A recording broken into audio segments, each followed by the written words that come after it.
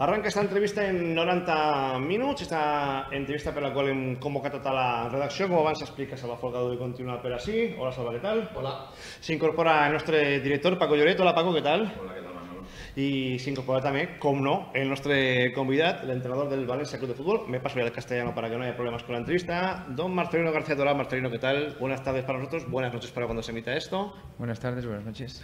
Bueno, ¿qué tal el primer día? Bueno, todavía digamos que el primer día será mañana cuando empezamos a entrenar, que es lo que realmente nos gusta y bueno, pues empezamos un nuevo proyecto con muchísima ilusión. ¿De verdad que hay mucha ilusión? Porque le noto más ilusión a usted que en la calle. Bueno, yo creo que todo es un proceso. Si el entrenador no está ilusionado, yo creo que mal vamos, ¿no? Empezar un proyecto sin ilusión, yo creo que es el camino hacia la derrota, hacia la negatividad, y entonces, pues bueno, eso no va a suceder en nuestro caso. Entiendo, por tanto, que tiene usted elementos de juicio como para continuar ilusionado, pese a que el primer mes desde que Marcelino es entrenador del Valencia, prácticamente ha habido 2 salidas y ninguna entrada. Bueno, pero es que si recordamos y vamos a la fecha de mi presentación, yo creo que ya os dije que iba a ser un verano largo. ¿Cierto? Prevías a esta situación. Quizás con matices, pues podremos hablar de que a lo mejor alguna entrada más, a lo mejor alguna salida más. Pero eso lo va marcando el propio mercado. Pero sí que yo creo que os dije que sería muy posible que íbamos a iniciar la competición sin tener la plantilla cerrada y que hasta el día 31 pues no salía. Y que lo realmente importante, y vuelvo a repetir y a insistir en ello, y se lo digo también a todos, a la afición, es que el día 31 el cuerpo técnico y las personas que marcamos la dirección deportiva del club estemos satisfechos con la confección final de la plantilla. Tengo 2 preguntas y ya dejo a Paco ya Salva para que entre también con usted. Sí. Acaba de decir usted, lo importante es que el 31 estemos satisfechos, etcétera, etcétera. Lógicamente usted llega nuevo, no le puedo preguntar por lo que ha ocurrido años atrás, porque usted me diría, mire, perdone, yo no estaba aquí, pregúntele a que estuviera. Pero sí que es cierto que las impresiones muchas veces vienen dadas de la experiencia que tiene uno, la experiencia que tiene el aficionado valencianista y el entorno valencianista de los últimos años, es que dejar la plantilla para la última semana de fichajes ha acabado siendo durante 2 años una experiencia catastrófica. ¿Qué nos podría hacer pensar que este año pudiera ser diferente?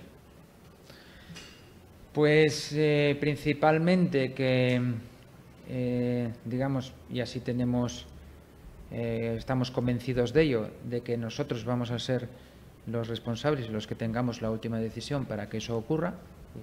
Entonces no queremos precipitarnos en la toma de decisiones sobre algunas o sobre la incorporación de algunos jugadores en puestos que consideramos muy determinantes y entonces yo creo que el futuro dirá si mejor o peor. Estoy convencido que mejor, pero también estoy convencido de que va a ser diferente. Decía también usted al principio, preveía un verano largo, con algún matiz, alguna entrada más, alguna salida más. Pese a esos matices, Marcelino continúa tranquilo y confiado en el proyecto que arranca de su trabajo a partir de mañana. Sí, absolutamente. ¿De verdad? Sí.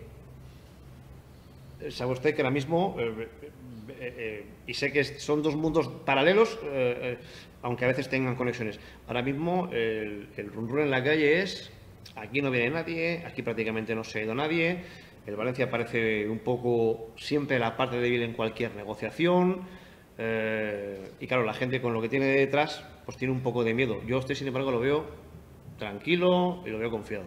Sí, es que no tengo motivos para lo contrario. Nosotros podríamos tener incorporaciones ahora ya, pero si no estamos plenamente convencidos, ¿por qué las vamos a hacer? No podemos cambiar la hoja de ruta marcada desde el inicio y somos autoexigentes y creo que absolutamente consecuentes. Así queremos serlo. Hola, Marcelino. Hola. Yo me imagino que estos días en Asturias habrás estado leyendo prensa a través de Internet, un poco bueno, sondeando cómo respira cada día el valencianismo. La pregunta es, ¿cómo nos ves desde, hablo de medios de comunicación, de la afición? Un poco los medios son un exponente, un termómetro de la calle. ¿Hay algo que te llame la atención? ¿Hay algo que te haya chocado en estos días que estás desde fuera viendo las cosas? No especialmente. A ver, tampoco... Estos últimos días para mí han sido bastante agitados, porque creo que tengo un defecto, que dejo muchas cosas para última hora, y entonces, bueno, pues tenía bastantes cosas que solucionar antes de partir hacia aquí. Leo, pero leo un poquito. Y entonces tampoco me empapo de mucha información. Interpreto que al no haber noticias de salidas o entradas y que ver que lo que pasa el tiempo, pues haya cierta inquietud.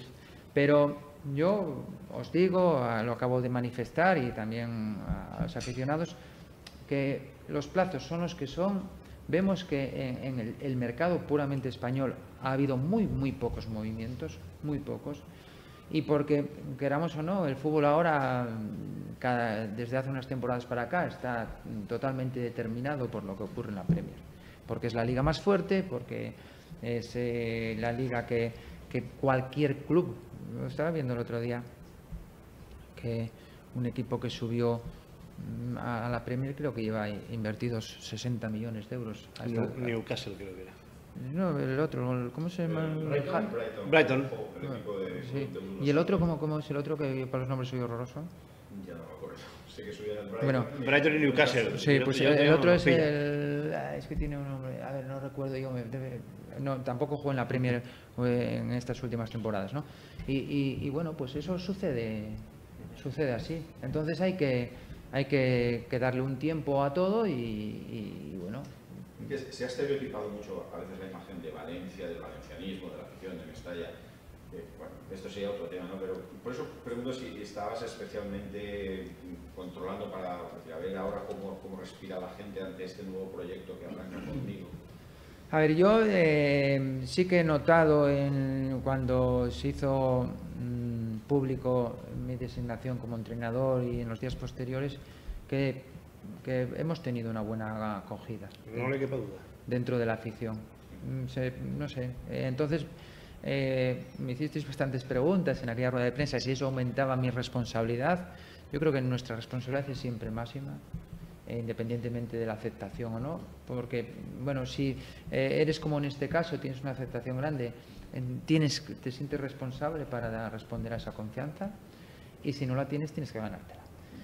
A partir de aquí, pues yo creo que nosotros, repito, venimos con unas ideas claras, que no hemos cambiado. Antes de decidir venir aquí, hicimos un análisis profundo, recogimos mucha información, marcamos, digamos, y consensuamos el camino a seguir, y puedo aseguro que no hemos modificado para nada ese camino. Ahora le dejo a mi compañero Salva. Hablaba Paco de los estereotipos. Yo creo que, como he oído que en otras radios se lo han dicho, también creo que es bueno que de la parte de lo que es la prensa de aquí sepa un poquito que a veces el estereotipo, desde fuera sobre todo, se exagera. Pues si le han preguntado en algunas radios, ¿y el vete ya? Y cuando le canten Marcelino vete ya, yo le digo... No espero eso. No, es que yo vengo a decirle, en los últimos 20 años solo se le ha cantado vete ya a 3 entrenadores. Y a 2 de ellos se les cantó una sola. ¿Vale? Lo digo para que no venga usted con ese estereotipo se ha cargado desde 350 kilómetros de distancia, cuando la realidad, los hechos, marcan otra realidad. Perdón. Marcelino y Manolo. Es que al que se le cantó, que principalmente fue a Cooper, luego se le cantó Cooper, quédate. Correcto. Pero eso no se cuenta muchas veces. Ya, pero mira, yo creo que ahora tenemos que saber el tiempo que nos ocupa.